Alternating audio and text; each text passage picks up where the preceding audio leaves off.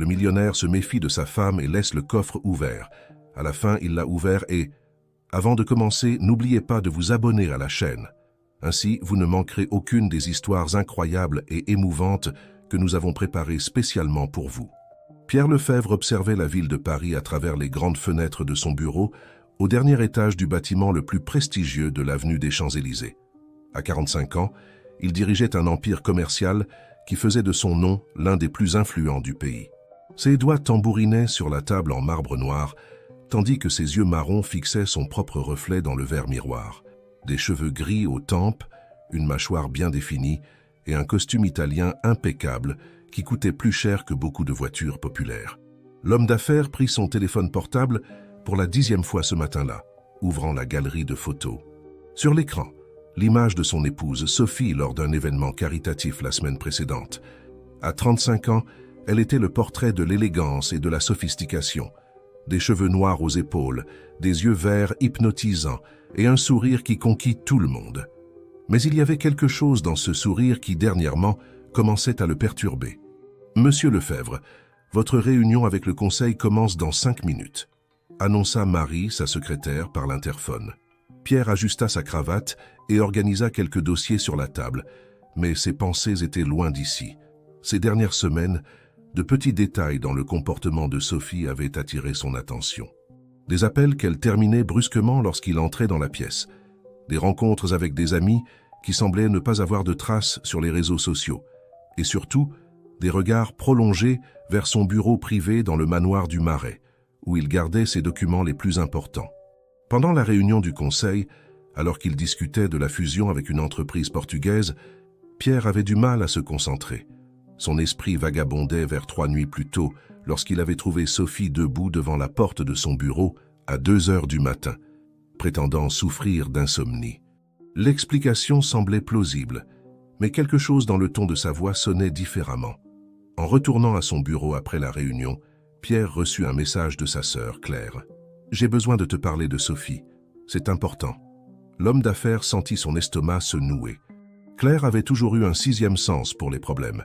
Et depuis le début, elle avait exprimé des réserves quant au mariage éclair qu'il avait contracté avec Sophie 3 ans plus tôt. À l'époque, tout le monde disait que c'était de la folie de se marier après seulement 6 mois de relation, mais Pierre était convaincu d'avoir trouvé la femme de sa vie. Cet après-midi-là, il rencontra Claire au restaurant du Club Saint-Germain. Sa sœur, toujours directe, ne perdit pas de temps en détour. « Pierre, connais-tu vraiment le passé de Sophie ? Parce qu'hier, au salon de beauté, j'ai entendu 2 femmes parler d'une personne qui lui ressemblait beaucoup, mais avec un autre nom, qui fréquentait des événements de la société à Nice il y a quelques années. » La graine du doute, qui avait déjà germé dans son cœur, commença à prendre racine plus profondément. Pierre se souvint du coffre dans son bureau, où il gardait non seulement des documents importants et une somme considérable d'argent, mais aussi des secrets de son propre passé qu'il n'avait jamais partagés avec Sophie. Ce soir-là, en rentrant chez lui, il trouva sa femme en train d'organiser un autre événement caritatif. Elle était magnifique, comme toujours, parlant avec enthousiasme au téléphone des détails de la décoration. En le voyant, elle afficha son sourire caractéristique et raccrocha rapidement. « Chérie, quelle bonne surprise! Tu es rentré tôt aujourd'hui, » dit-elle en s'approchant pour l'embrasser. Pierre répondit à son affection, mais son esprit élaborait déjà un plan. Il devait être sûr de la loyauté de Sophie. Il ne pouvait pas ignorer les coïncidences et les petits changements dans son comportement. Il décida de tester sa femme, mais de le faire de manière intelligente et discrète. Pendant qu'ils savouraient le dîner préparé par leur chef particulier, Pierre observait chaque mouvement de Sophie, chaque expression, chaque mot choisi. Elle parlait des préparatifs pour le prochain événement caritatif de la fondation qu'elle présidait. Mais il se demandait combien de cette femme fascinante devant lui était véritable et combien pouvait être une représentation élaborée. Après le dîner, enfermé dans son bureau, Pierre commença à planifier. Il savait qu'il devait être prudent. Un test de confiance qui pourrait révéler la véritable nature de sa femme sans qu'elle ne se rende compte qu'elle était évaluée. Le coffre serait l'appât parfait, mais il aurait besoin de plus que cela. Il aurait besoin d'yeux supplémentaires, de preuves concrètes. Il prit son téléphone et envoya un message à Jean, son chef de la sécurité. « J'ai besoin de caméras, des bonnes. Celles que personne ne remarque. Pour demain, Le soleil venait à peine de se lever lorsque Pierre Lefebvre était déjà dans son bureau au manoir. Ses yeux, marqués par de profondes cernes, trahissaient une nuit mal dormie. L'homme d'affaires observait attentivement, tandis que Jean, son chef de la sécurité, installait discrètement les micro-caméras dans les coins stratégiques de la pièce. « Es-tu sûr qu'elles sont indétectables, Jean ?» demanda Pierre, la voix basse comme s'il craignait que les murs puissent l'entendre. Jean, un homme d'âge moyen au port militaire, acquiesça avec confiance. « Garanti, patron. Même un expert en sécurité ne les trouverait pas sans savoir exactement où chercher. » Pendant que les caméras étaient installées, Pierre ne pouvait contenir la sensation de culpabilité qui le consumait. Il s'apprêtait à violer la vie privée de sa propre femme, la femme qu'il avait juré d'aimer et de respecter. Mais les doutes le rongeaient de l'intérieur, alimentés par les paroles de sa sœur Claire et par les petits détails qui semblaient maintenant crier dans son esprit. Avec les caméras en place, Pierre se tourna vers le coffre. Avec précaution, il le laissa légèrement entrebâillé, comme s'il avait oublié de le fermer complètement dans sa hâte. À l'intérieur, en plus des documents importants et de l'argent, il y avait un dossier rouge. Son contenu était un mystère même pour Sophie, ou du moins le pensait-il. « Tout est prêt, monsieur Lefebvre », annonça Jean en lui remettant une tablette. « Vous pourrez accéder aux images en temps réel de n'importe où. » Pierre le remercia et congédia Jean, restant seul dans le bureau. Il regarda la tablette dans ses mains, sentant le poids de sa décision. C'était un chemin sans retour. Ce matin-là, pendant le petit déjeuner, Sophie semblait particulièrement animée. Elle parlait des préparatifs pour l'événement caritatif qui aurait lieu le week-end, ses yeux brillants d'un enthousiasme sincère. « Chérie, tu n'imagines pas l'impact que cet événement aura. Nous pourrons aider tant d'enfants. » Sophie fit une pause, remarquant le regard distant de son mari. « Pierre, tout va bien ?» Il força un sourire, essayant de dissimuler son agitation. « Bien sûr, ma chérie. Je suis juste un peu préoccupé par certains dossiers. » Sophie le regarda avec tendresse, tendant la main pour toucher la sienne sur la table. « Tu travailles trop, mon amour. Que dirais-tu de prendre quelques jours rien que pour nous après cet événement? Nous pourrions aller à ce vignoble dans le sud que tu aimes tant. » Pendant un instant, Pierre sentit sa résolution vaciller. Le toucher doux de Sophie, l'inquiétude sincère dans sa voix, comment pouvait-il douter de cette femme?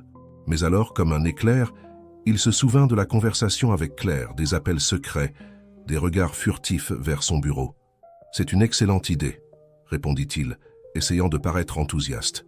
« Nous allons planifier cela. » En partant pour le travail, Pierre ne put résister à jeter un coup d'œil à la tablette.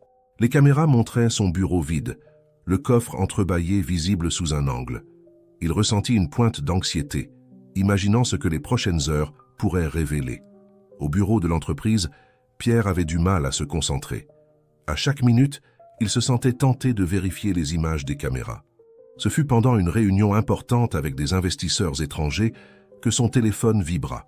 C'était une notification du système de sécurité. Il y avait du mouvement dans son bureau à la maison. Le cœur battant la chamade, Pierre demanda à être excusé et sortit de la salle. Enfermé dans les toilettes exécutives, il ouvrit l'application des caméras avec des doigts tremblants. L'image montrait Sophie entrant dans le bureau, semblant hésitante. Elle marcha lentement à travers la pièce, ses yeux parcourant les étagères de livres, les œuvres d'art sur les murs. Pendant un moment, son regard se posa sur le coffre entrebâillé. Pierre retint son souffle. Sophie s'approcha, tendit la main, et puis, à la surprise de Pierre, ferma simplement la porte du coffre avec fermeté. L'homme d'affaires expira l'air qu'il ne s'était même pas rendu compte de retenir. Sophie n'avait pas cédé à la tentation. Mais alors, pourquoi était-elle là? La réponse vint lorsqu'elle s'assit dans sa chaise, prenant un cadre photo sur la table. C'était une vieille photo de Pierre, prise avant qu'il ne la rencontre. « Ah, Pierre !» murmura Sophie, en caressant la photo du bout des doigts. « Pourquoi ne me fais-tu pas confiance pour me parler de ton passé ?» Les paroles de Sophie, captées par le micro sensible de la caméra, frappèrent Pierre comme un coup de poing dans l'estomac. Il n'y avait aucune malice dans sa voix, seulement une profonde tristesse et... de l'amour? Confus et émotionnellement bouleversé, Pierre éteignit la tablette. Il retourna à la réunion, mais son esprit était à des kilomètres de là. Que savait Sophie? Que soupçonnait-elle?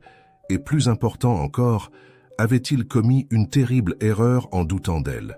Pendant ce temps, à la maison, Sophie quittait le bureau de Pierre, essuyant une larme solitaire. Son téléphone vibra avec un message. « Tout est prêt pour demain. Il ne saura pas ce qui l'a frappé. Le message venant d'un numéro inconnu fit apparaître un sourire énigmatique sur les lèvres de Sophie. Le jeu ne faisait que commencer, et elle avait ses propres cartes à jouer. Le soleil se couchait sur Paris lorsque Pierre rentra enfin chez lui, épuisé et émotionnellement vidé. La scène qu'il avait vue à travers les caméras l'avait laissé confus et plein de doutes. En entrant dans le salon, il trouva Sophie en train de converser joyeusement avec une femme qu'il ne reconnut pas immédiatement. « Chérie, je suis contente que tu sois rentrée. » Sophie sourit, se levant pour l'accueillir avec un baiser. « Tu te souviens de Camille? Mon amie de l'université ?» Pierre salua poliment Camille, essayant de se rappeler si Sophie avait déjà mentionné cette amie auparavant. Quelque chose dans le regard de Camille le dérangeait, comme si elle en savait plus qu'elle ne le montrait. « Camille m'aide avec les derniers détails de l'événement caritatif », expliqua Sophie. « Elle a des contacts incroyables dans le monde de l'art, qui peuvent faire toute la différence pour la vente aux enchères. C'est un plaisir de vous rencontrer enfin, monsieur Lefebvre, dit Camille, son sourire n'atteignant pas complètement ses yeux. Sophie parle beaucoup de vous. Pendant que les deux femmes reprenaient leur conversation, Pierre se retira dans son bureau, prétextant avoir du travail en retard. En réalité, il voulait vérifier les enregistrements de la journée. En entrant dans la pièce, il remarqua immédiatement que quelque chose était différent. Le cadre photo que Sophie avait tenu plus tôt était légèrement déplacé. Assis dans sa chaise, Pierre accéda aux images des caméras. Il revit la scène de Sophie entrant dans le bureau, son moment de vulnérabilité devant la photo. Mais alors, quelque chose attira son attention. Peu de temps après que Sophie soit sortie, Camille entra furtivement dans le bureau. L'ami de Sophie semblait chercher quelque chose de spécifique. Ses yeux parcoururent les étagères, les tiroirs du bureau jusqu'à ce qu'il se pose sur le coffre. Pendant un moment, Camille sembla hésiter, mais secoua ensuite la tête et sortit rapidement du bureau. Pierre sentit son cœur s'accélérer. Qui était vraiment cette Camille? Et que cherchait-elle? Décidé à en savoir plus, Pierre descendit au salon où Sophie et Camille discutaient encore. Il les rejoignit, déterminé à sonder l'amie mystérieuse de sa femme. « Alors Camille, » commença Pierre en se servant un whisky, « Sophie m'a dit que vous vous connaissez depuis l'université. Où exactement avez-vous étudié ?» Un éclair de quelque chose passa dans les yeux de Camille avant qu'elle ne réponde avec un sourire. « À la Sorbonne, bien sûr. C'étaient des moments inoubliables, n'est-ce pas, Sophie ?» Sophie acquiesça, mais Pierre remarqua une légère tension dans ses épaules. « Oui, absolument inoubliable. » La conversation dériva sur divers sujets, l'événement caritatif, l'art, la vie à Paris. Pierre observait attentivement, notant de petites incohérences dans les histoires des deux femmes. C'était comme si elles improvisaient un récit partagé, comblant les lacunes l'une de l'autre. Quand Camille partit enfin, il était tard dans la nuit. Sophie l'accompagna jusqu'à la porte, échangeant des mots à voix basse que Pierre ne put entendre. De retour au salon, Sophie semblait fatiguée mais satisfaite. Camille est vraiment une bénédiction. Sans elle, je ne sais pas si nous aurions pu obtenir tous ces contacts pour la vente aux enchères. Pierre acquiesça, pensif. Elle semble intéressante. C'est curieux que tu ne l'aies jamais mentionnée auparavant. Sophie haussa les épaules, évitant le regard de son mari. Oh, tu sais comment c'est. La vie devient si chargée que nous perdons contact avec de vieux amis. C'était une coïncidence merveilleuse de la retrouver justement maintenant. Cette nuit-là, allongé dans le lit à côté de Sophie, Pierre ne pouvait pas dormir.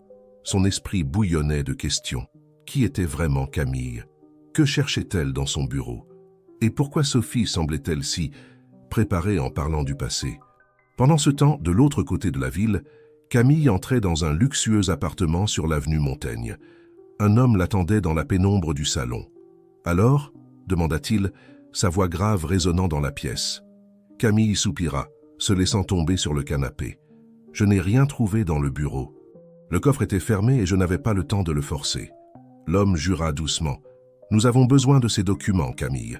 Le passé de Pierre Lefebvre doit être révélé avant qu'il ne soit trop tard. »« Je sais, répondit Camille, frustrée. Mais Sophie complique les choses. Je pense qu'elle soupçonne quelque chose. L'homme s'approcha, son visage partiellement illuminé par la lumière de la lune qui entrait par la fenêtre. C'était un visage familier qui avait déjà fait la une des magazines d'affaires. Sophie est le moindre de nos problèmes maintenant. Si nous n'agissons pas rapidement, tout ce pourquoi nous avons lutté sera perdu. Camille acquiesça, déterminée. Ne t'inquiète pas, Gustave. Lors de l'événement caritatif, nous aurons notre chance. Pierre Lefebvre ne saura pas ce qui l'attend. » Alors que la ville dormait, les fils invisibles du destin s'entremêlaient, préparant la scène pour des révélations qui changeraient à jamais la vie de tous les impliqués. L'événement caritatif approchait, et avec lui, des secrets longtemps enfouis menaçaient de refaire surface. La matinée de l'événement caritatif arriva avec un mélange d'expectatives et de tensions palpables dans le manoir des Lefebvre. Sophie, impeccable dans une robe bleu marine qui mettait en valeur ses yeux verts, courait dans tous les sens, apportant les dernières touches à la décoration et vérifiant la liste des invités. Pierre, quant à lui, restait en retrait, observant la frénésie des préparatifs avec un regard pensif. Ces dernières 48 heures, il avait passé en revue sans cesse les images des caméras, cherchant des indices, des signes, n'importe quoi qui pourrait expliquer le comportement énigmatique de sa femme et la présence inquiétante de Camille. « Chérie, as-tu vu mon collier de saphir ?» demanda Sophie en entrant brusquement dans le bureau. « Celui que tu m'as offert pour notre premier anniversaire de mariage ?» Pierre cligna des yeux, momentanément désorienté. « Non, il n'était pas dans le coffre de la chambre ?» Sophie fronça les sourcils. « J'ai déjà regardé là. Je pensais que tu l'avais peut-être mis dans ton bureau. » Ses yeux vagabondèrent dans la pièce, se posant brièvement sur le coffre. Pierre sentit son cœur s'accélérer. Serait-ce une tentative voilée d'accéder au coffre? « Je suis sûr qu'il n'est pas d'ici, » répondit-il peut-être trop rapidement. « Je vais t'aider à chercher dans la chambre. » Alors qu'il quittait le bureau, le téléphone de Sophie vibra. Elle regarda rapidement l'écran et son expression changea pendant une seconde, si rapidement que Pierre faillit le manquer. « Qui c'était » demanda-t-il, essayant de paraître détendu. « Oh, juste Camille qui confirme qu'elle arrivera un peu plus tôt pour aider avec les derniers détails, » répondit Sophie en rangeant son téléphone. Les heures suivantes passèrent dans un flou d'activités. Les invités commencèrent à arriver, remplissant le manoir du bourdonnement des conversations animées et du tintement des coupes de champagne. La crème de la société parisienne était présente, tous impatients de participer à la vente aux enchères caritatives qui promettait d'être l'événement de l'année. Pierre circulait parmi les invités, échangeant des poignées de main et des conversations superficielles, mais son esprit était ailleurs. Ses yeux cherchaient constamment Sophie dans la foule, observant ses interactions, surtout avec Camille, qui était arrivée peu après les premiers invités. C'est pendant une de ces observations que Pierre remarqua quelque chose d'étrange. Sophie et Camille discutaient dans un coin éloigné avec un homme qu'il reconnut immédiatement, Gustave Martin, son plus grand rival dans les affaires. Intrigué et alarmé, Pierre s'approcha discrètement, essayant de capter des fragments de la conversation. « Tout doit être parfait », murmurait Gustave. « Nous ne pouvons pas prendre de risques. »« Fais-moi confiance », répondit Sophie, sa voix à peine audible. « Tout est sous contrôle. » Avant que Pierre ne puisse en entendre plus, il fut abordé par un groupe d'investisseurs, l'obligeant à s'éloigner. Quand il réussit à se libérer, Sophie, Camille et Gustave s'étaient séparés, se mêlant de nouveau à la foule. La vente aux enchères commença, avec des œuvres d'art rares et des expériences exclusives, disputées par les invités. Sophie, dans le rôle de parfaite hôtesse, menait l'événement avec charme et élégance. Mais Pierre ne pouvait se concentrer. Son esprit tournait avec des possibilités, chacune plus perturbante que l'autre. C'est alors qu'il remarqua quelque chose qui fit glacer son sang. Sophie portait le collier de saphir, le même qu'elle avait prétendu ne pas trouver plus tôt. Comment était-ce possible? Avait-elle menti à ce sujet? Alors que la vente aux enchères atteignait son apogée, avec des enchères de plus en plus élevées, Pierre se trouvait partagé entre sa responsabilité d'hôte et son désir désespéré de découvrir la vérité. C'est à ce moment de distraction qu'il faillit manquer le geste subtil échangé entre Sophie et Gustave, un signe presque imperceptible qui semblait porter un monde de signification. Le cœur de Pierre battait à tout rompre. Que se passait-il vraiment? Sa femme complotait-elle avec son plus grand rival? Et quel était le rôle de Camille dans tout cela? Alors que ces questions tourmentaient son esprit, la vente aux enchères touchait à sa fin. Sophie annonça le montant récolté, recevant des applaudissements enthousiastes des invités. Son sourire était radieux, mais pour Pierre, il semblait maintenant être un masque, cachant des secrets qu'il craignait de découvrir. Avec la fin de l'événement et les invités prenant congé, Pierre se trouvait à une impasse. Devait-il confronter Sophie directement, enquêter davantage, ou laissait-il son imagination l'emporter trop loin? Alors qu'il observait sa femme dire au revoir chaleureusement à Camille et échanger un dernier regard significatif avec Gustave, Pierre prit une décision. Cette nuit de révélation et de mystère n'était que le début. Il irait au fond de cette histoire, quel qu'en soit le prix. Pierre ignorait que, dans un autre coin du manoir, une conversation chuchotée scellait des destins et mettait en mouvement des événements qui changeraient leur vie à jamais. « C'est fait », murmura Camille à Gustave, loin des regards curieux. La première phase du plan est terminée. Gustave acquiesça, un sourire énigmatique aux lèvres. « Excellent. Maintenant, ce n'est qu'une question de temps avant que Pierre Lefebvre ne tombe dans notre piège. » Alors que la nuit touchait à sa fin, la scène était prête pour des révélations encore plus surprenantes, des secrets prêts à émerger des ombres et à tester les limites de la confiance, de l'amour et de la loyauté.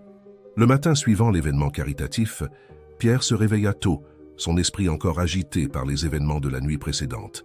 Sophie dormait profondément à ses côtés, son visage serein contrastant avec la tempête d'émotions qui tourmentait l'homme d'affaires. Silencieusement, Pierre quitta la chambre et se dirigea vers son bureau. Fermant la porte derrière lui, il s'assit à son bureau et ouvrit un tiroir secret révélant une vieille clé. Les mains tremblantes, il s'approcha du coffre et l'ouvrit. À l'intérieur, en plus des documents importants et de l'argent, se trouvait le dossier rouge qu'il gardait depuis si longtemps. Pierre le prit, sentant le poids de son passé entre ses mains. En l'ouvrant, des photos anciennes et des documents jaunis tombèrent sur la table. Une photo en particulier attira son attention. Sur celle-ci, un Pierre plus jeune souriait aux côtés d'une femme aux cheveux châtains et aux yeux expressifs. Marianne. Le nom résonna dans son esprit, apportant avec lui un flot de souvenirs et d'émotions longtemps refoulés. Marianne avait été son premier amour, sa partenaire lors des premiers pas de sa carrière d'homme d'affaires. Ensemble, ils avaient rêvé en grand, tout risqué. Mais le destin avait d'autres plans. Un jour, Marianne avait simplement disparu, ne laissant derrière elle qu'une lettre énigmatique. Pierre relut la lettre pour la 1000e fois. « Mon cher Pierre, quand tu liras ceci, je serai déjà loin. Ne me cherche pas. Il y a des choses en jeu plus grandes que nous deux. Un jour peut-être tu comprendras. D'ici là, garde notre secret. S'il te plaît, pardonne-moi. Avec amour éternel, Marianne. » Le son de pas dans le couloir tira Pierre de ses rêveries. Rapidement, il rangea tout dans le coffre, le refermant juste au moment où Sophie frappait à la porte. « Pierre, tu es là-dedans ?» La voix de Sophie semblait inquiète. Se recomposant, Pierre ouvrit la porte. « Bonjour, ma chérie. Désolé, je révisais juste quelques documents. » Sophie l'observa avec un regard interrogateur. « Tout va bien? Tu sembles perturbé. »« Juste fatigué de l'événement d'hier soir, » mentit Pierre, forçant un sourire. « C'était un grand succès, n'est-ce pas ?» Sophie acquiesça, son visage s'illuminant. « Oui, c'était merveilleux. Nous avons récolté plus que prévu pour la fondation. » Pendant qu'ils prenaient le petit déjeuner, Pierre ne pouvait s'empêcher de remarquer de petits détails dans le comportement de Sophie. La façon dont elle évitait certains sujets, la manière dont ses yeux se tournaient occasionnellement vers l'étage où se trouvait le bureau. « Sophie, » commença Pierre, essayant de paraître décontracté. « Connaissais-tu Gustave Martin avant hier soir ?» Sophie sembla hésiter un instant. « Gustave ? Ah oui, il est un grand soutien de la Fondation. »« Pourquoi ?»« Rien de spécial, » répondit Pierre, observant attentivement la réaction de sa femme. « Je trouvais juste que vous sembliez familier. » Un léger rougissement colora les joues de Sophie. « Eh bien, avec le travail de la Fondation, je finis par rencontrer beaucoup de personnes influentes.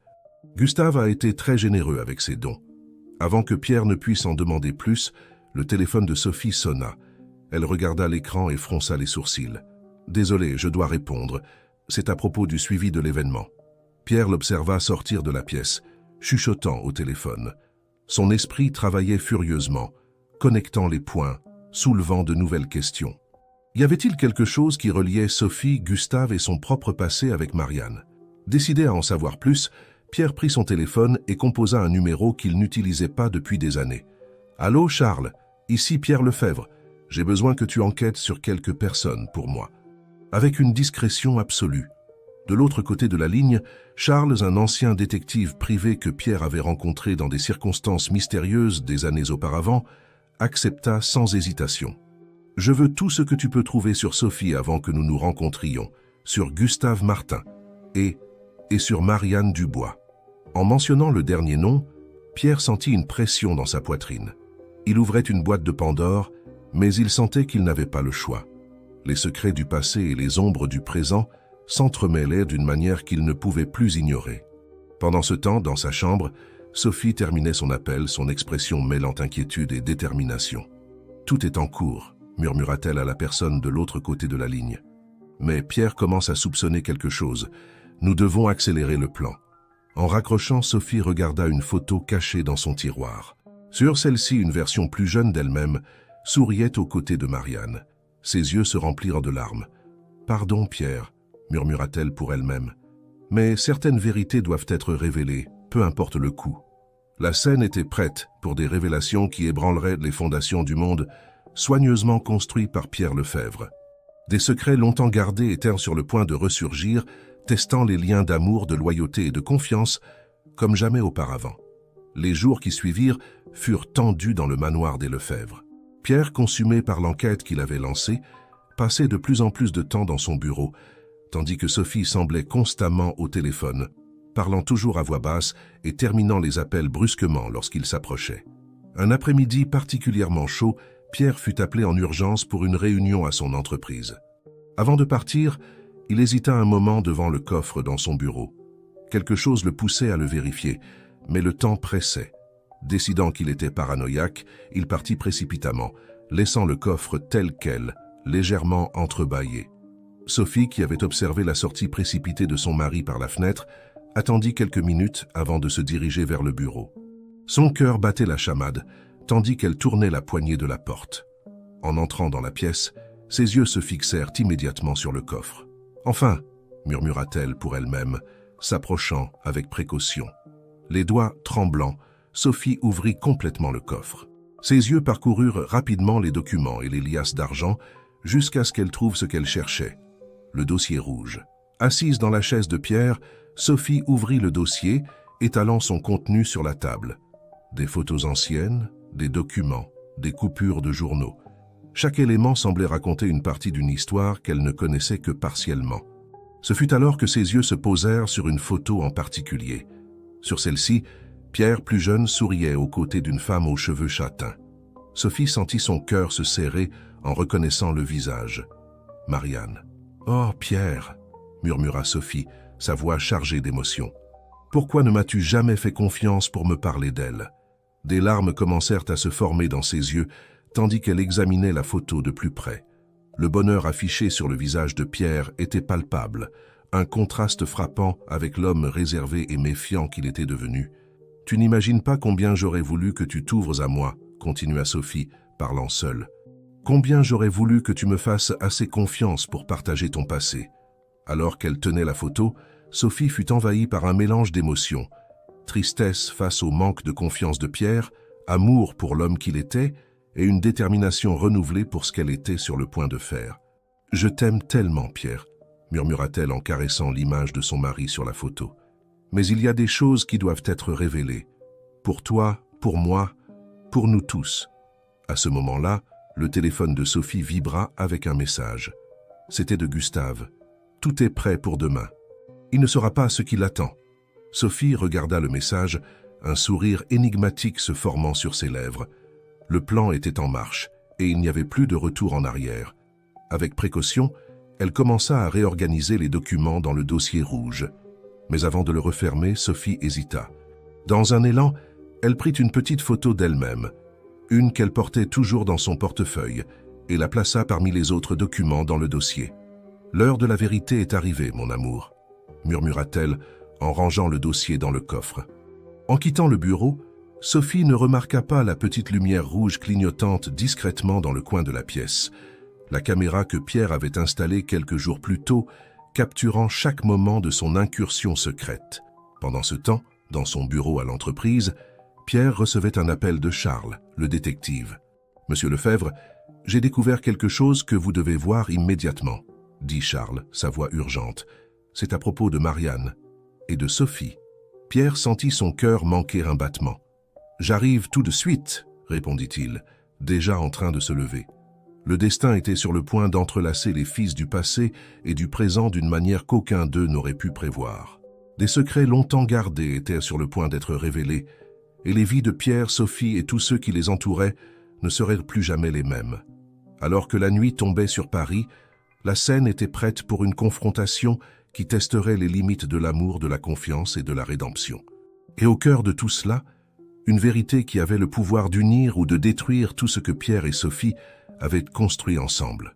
Pierre conduisait dans les rues animées de Paris, son esprit un tourbillon de pensées et d'émotions.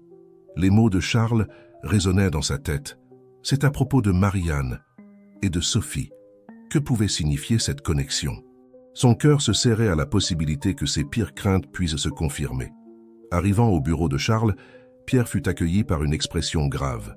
Le détective le conduisit à une salle remplie de dossiers et de moniteurs. « Monsieur Lefebvre, ce que j'ai découvert est compliqué, » commença Charles, hésitant. « Et il semble que Sophie et Marianne se connaissaient avant que vous ne rencontriez votre femme. » Pierre sentit le sol se dérober sous ses pieds. « Comment ça ?»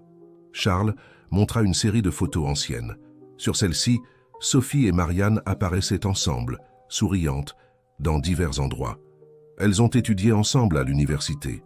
Elles étaient des amies proches. La révélation frappa Pierre comme un coup de tonnerre. Ses mains tremblaient tandis qu'il examinait les photos. « Pourquoi Sophie ne m'a-t-elle jamais dit ça ?»« Il y a plus, » continua Charles, sa voix sérieuse. « J'ai trouvé des enregistrements de transferts bancaires significatifs de la part de Gustave Martin vers un compte offshore lié à Sophie ces derniers mois. » Pierre se laissa tomber sur une chaise, abasourdi. Son esprit tournait, essayant de connecter les points. Sophie, Marianne, Gustave, quel jeu était-ce?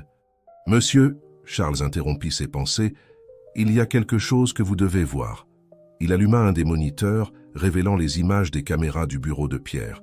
L'homme d'affaires regarda, avec un mélange de choc et de douleur, la scène de Sophie fouillant dans le coffre, découvrant la photo de Marianne.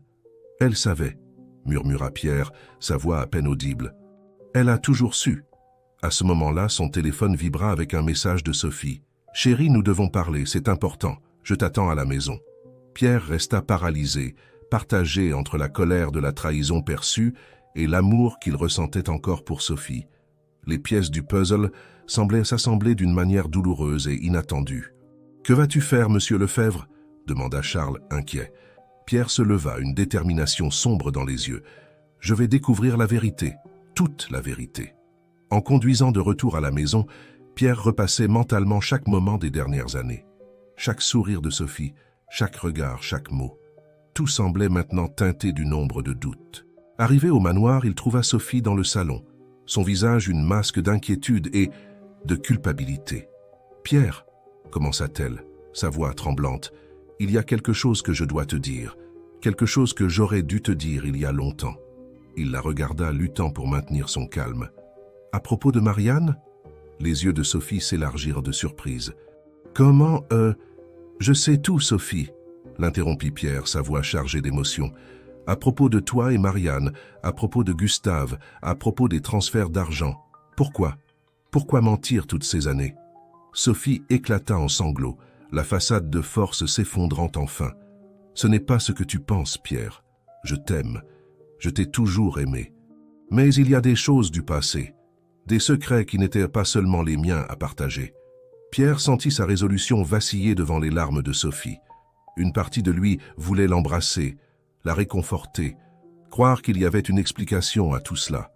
Une autre partie lui criait de rester prudent, lui rappelant les mensonges et les secrets. « Alors dis-moi maintenant, » dit-il, sa voix plus douce. « Toute la vérité, Sophie, plus de secrets. » Sophie prit une profonde inspiration, essuyant ses larmes. Tout a commencé il y a 15 ans, quand Marianne et moi étions à l'université. Nous avons découvert quelque chose qui impliquait ton père. Pierre sentit un frisson parcourir son échine. Son père, décédé depuis des années, avait toujours été une figure énigmatique dans sa vie. Mon père, qu'est-ce qu'il a à voir avec ça? Sophie inspira profondément avant de continuer. Ton père était impliqué dans un détournement de fonds d'une organisation caritative. Marianne et moi avons trouvé des documents compromettants par hasard. Mais avant que nous puissions décider quoi faire, Marianne, elle quoi, Sophie? Insista Pierre, sa voix chargée d'émotion. Elle est tombée amoureuse de toi, Pierre, et elle a décidé de te protéger, toi et ton père, en cachant les preuves. La révélation frappa Pierre comme un coup de poing. Des souvenirs de Marianne, De leur relation, de sa disparition soudaine, tout commençait à s'assembler d'une manière douloureuse et inattendue. « Mais pourquoi es-tu impliqué là-dedans maintenant ?»« Et Gustave ?» demanda-t-il, luttant pour comprendre. Sophie essuya une larme avant de répondre. Gustave était l'avocat de l'organisation caritative. Il a découvert les documents récemment et nous fait chanter. Les transferts d'argent, c'était pour acheter son silence. À ce moment, la sonnette retentit, surprenant les deux. Pierre se leva, hésitant, et alla ouvrir la porte. En l'ouvrant, il se retrouva face à Gustave Martin, son visage une masque de détermination. « Je pense qu'il est temps de mettre toutes les cartes sur la table », dit Gustave en entrant dans la pièce sans y être invité. Les trois se regardèrent, des années de secrets et de mensonges pesant dans l'air entre eux. Ce fut alors que le téléphone de Pierre sonna. C'était Charles, le détective. « Monsieur Lefebvre », la voix de Charles était urgente, « j'ai trouvé Marianne. Elle est vivante et veut vous parler. » Le monde de Pierre sembla tourner. « Marianne, vivante, après toutes ces années ?»« Mets-la en haut-parleur », ordonna Pierre, sa voix tremblante. La voix de Marianne, familière et pourtant étrange après tant d'années, emplit la pièce. Pierre, Sophie, Gustave, il est temps que la vérité éclate. Les minutes suivantes furent remplies des révélations de Marianne. Comment elle avait découvert le détournement de fonds de son père, comment elle était tombée amoureuse de Pierre, et comment elle avait décidé de disparaître pour le protéger, emportant avec elle les preuves qui pouvaient détruire la réputation des Lefebvre. « Mais je ne pouvais pas simplement tout abandonner, » continua Marianne. « J'ai demandé à Sophie de prendre soin de toi, Pierre. De t'aimer comme je ne pouvais plus le faire. » Pierre regarda Sophie, la voyant sous un nouveau jour. Tous les mensonges, tous les secrets. C'était pour le protéger? Gustave, qui était resté silencieux jusque-là, prit enfin la parole. « J'ai découvert la vérité il y a quelques mois. J'ai pensé utiliser les informations pour mon propre bénéfice, mais en vous voyant maintenant, je réalise l'erreur que j'ai commise. » Le silence qui suivit fut assourdissant. Des années de secrets, de mensonges et de malentendus, enfin exposés à la lumière de la vérité. Pierre se retrouva à une croisée des chemins. La vérité sur son père, le sacrifice de Marianne, la loyauté complexe de Sophie, tout cela pesait lourdement sur son cœur. « Que faisons-nous maintenant ?» demanda Sophie, sa voix basse et incertaine. Pierre regarda chacun d'eux. Sophie, sa femme qui avait porté un fardeau si lourd par amour, Gustave, l'antagoniste qui semblait maintenant repentant, et la voix de Marianne au téléphone, son premier amour qui avait tout sacrifié pour le protéger. « Maintenant, » dit Pierre, sa voix ferme pour la première fois de la soirée, « nous réglons les comptes avec le passé. » Ensemble. Alors que la nuit avançait, les quatre commencèrent à élaborer un plan. Un plan pour corriger les erreurs du passé, pour chercher la rédemption et, peut-être, pour trouver un nouveau départ. Dehors, le ciel commençait à s'éclaircir, annonçant un nouveau jour. Un jour qui apporterait avec lui la promesse de vérité, de pardon et, peut-être, un nouveau départ pour eux tous. Les jours qui suivirent la nuit des révélations furent intenses et émotionnellement épuisants pour tous les impliqués. Pierre, Sophie, Gustave et Marianne, qui étaient retournés à Paris, travaillèrent sans relâche pour démêler complètement le détournement de fonds et trouver un moyen de faire la paix avec le passé. Un matin ensoleillé, environ 2 semaines après cette nuit fatidique, les quatre se réunirent dans le bureau de Pierre au manoir. L'atmosphère, autrefois chargée de secrets et de méfiance, semblait maintenant plus légère, bien qu'il reste encore beaucoup à résoudre. « Eh bien, » commença Pierre en regardant chacun d'eux, « je pense qu'il est temps de prendre des décisions cruciales. » Sophie, assise à ses côtés, acquiesça, tenant sa main en signe de soutien. Marianne et Gustave, assis de l'autre côté de la table, échangèrent des regards inquiets. Pierre continua. « Après avoir analysé tous les documents et les preuves, nous sommes arrivés à une conclusion. Nous allons donner tout l'argent détourné avec intérêt à l'organisation caritative d'origine.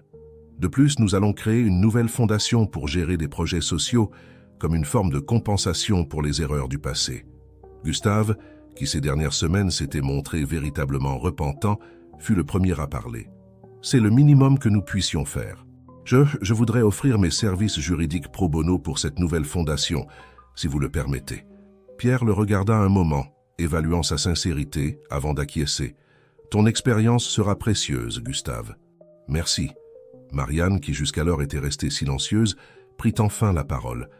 Pierre, Sophie, je sais que rien de ce que je dirai ne pourra effacer les années de douleur et d'incertitude que j'ai causées. Mais je veux que vous sachiez que chaque jour loin de vous a été une torture. Je pensais vous protéger, mais maintenant je vois que je n'ai fait que causer plus de souffrance. Sophie, les larmes aux yeux, tendit la main vers Marianne. Tu as fait ce que tu pensais être juste à l'époque. Nous avons tous fait des erreurs, mais l'important est qu'aujourd'hui nous sommes ici, ensemble, essayant de réparer les choses. Pierre observa l'interaction entre les deux femmes qui avaient joué des rôles si cruciaux dans sa vie. Son cœur, autrefois divisé, était maintenant rempli d'une compréhension et d'une compassion qu'il n'aurait jamais cru possible quelques semaines auparavant. « Marianne, dit-il, sa voix douce, tu auras toujours une place spéciale dans mon cœur. Mais Sophie est mon présent et mon avenir. » Sophie regarda son mari, ses yeux brillants d'amour et de gratitude. Pierre continua. « Ces derniers jours m'ont montré la profondeur de l'amour et de la loyauté de Sophie. Elle a porté un fardeau immense pendant des années, tout cela pour me protéger. Je ne peux imaginer une partenaire plus forte et dévouée pour passer le reste de ma vie. » Les mots de Pierre touchèrent profondément tous ceux présents dans la salle. Marianne, bien que légèrement triste, sourit sincèrement. « Vous méritez tout le bonheur du monde, et je serai heureuse de faire partie de cette nouvelle aventure, même si c'est d'une manière différente. » Les quatre passèrent les heures suivantes à finaliser les détails du plan de restitution et de la création de la nouvelle fondation. Lorsqu'ils eurent enfin terminé, il était déjà tard dans l'après-midi, et un sentiment d'accomplissement flottait dans l'air. Alors que Gustave et Marianne se préparaient à partir, Pierre les accompagna jusqu'à la porte. « Merci, dit-il, les surprenant avec une étreinte. Merci d'être prêt à réparer les choses, d'être honnête, de nous donner cette chance de recommencer. » Après le départ de Gustave et Marianne, Pierre retourna au bureau où Sophie l'attendait. Elle était debout, regardant par la fenêtre, le coucher de soleil de Paris peignant le ciel de tons orange et roses. « À quoi penses-tu » demanda Pierre en l'embrassant par derrière. Sophie se blottit dans ses bras. « À quel point la vie est imprévisible. Il y a quelques semaines, j'avais tellement peur de te perdre lorsque la vérité éclaterait. Et maintenant, nous sommes plus forts que jamais. » Pierre la tourna vers lui, regardant profondément dans ses yeux. « Sophie, tu es la personne la plus incroyable que j'ai jamais rencontrée. Ta force, ta loyauté, ton amour. Tu m'as appris la véritable signification de la confiance et du partenariat. » Les larmes aux yeux, Sophie sourit. « Et toi, Pierre, tu m'as appris le pardon et la croissance. Je suis tellement fier de l'homme que tu es devenu, affrontant le passé la tête haute et choisissant de faire ce qui est juste. » Ils s'embrassèrent, un baiser plein de promesses pour l'avenir. Lorsqu'ils se séparèrent, Pierre prit la main de Sophie, la guidant hors du bureau. « Allons faire un tour dans le jardin, suggéra-t-il. Nous avons tout un avenir à planifier. » En marchant main dans le jardin illuminé par le crépuscule, Pierre et Sophie savaient que, peu importe ce que l'avenir leur réservait, ils l'affronteraient ensemble. Les secrets du passé avaient été révélés, les blessures étaient en train de guérir, et leur amour, éprouvé par le feu de la vérité, en sortait plus fort que jamais. Le couple s'arrêta près de la fontaine au centre du jardin, le bruit de l'eau créant une mélodie douce en arrière-plan. « Sophie, » dit Pierre en se tournant vers elle, « ces derniers jours m'ont montré à quel point tu es précieuse pour moi. Que dirais-tu de renouveler nos vœux? Un nouveau départ sans secret entre nous. » Les yeux de Sophie brillèrent d'émotion. « Rien ne me rendrait plus heureuse, mon amour. » Alors qu'ils s'embrassaient, scellant cette nouvelle promesse par un baiser passionné, ils savaient tous les deux que l'avenir, bien que incertain, était plein de possibilités. Ensemble, ils étaient prêts à écrire le prochain chapitre de leur vie, un chapitre d'honnêteté, d'amour et de rédemption. Et ainsi, alors que les étoiles commençaient à parsemer le ciel nocturne de Paris, Pierre et Sophie rentrèrent chez eux, laissant derrière eux les ombres du passé et marchant vers un avenir brillant et plein d'espoir.